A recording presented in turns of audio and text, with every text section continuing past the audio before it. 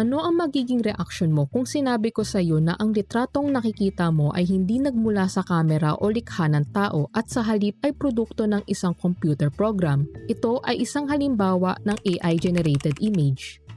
Ang AI-generated images ay mga larawan na nilikha ng artificial intelligence. Ito ay lumikha ng mga bagong hamon sa ating lipunan tulad ng paggamit nito sa paggawa at pagpapakalat ng maling impormasyon. Paano ba natin malalaman na ang isang larawan ay nilikha ng artificial intelligence? Ang teksto ay hindi maintindihan o walang saysay. Ang mga portraits naman ay masyadong perpekto para maging totoo. Ang mga kamay ay mali ang proporsyon at itsura o hindi makatotohanan ang mga senaryo na nakapaloob sa larawan. Hirap din ng AI gumawa ng mga komplikadong pattern tulad ng ngipin. Ang mga blur, blended at pixelated na bagay sa background ay isa ring senyalis na ang larawan ay nilikha ng artificial intelligence.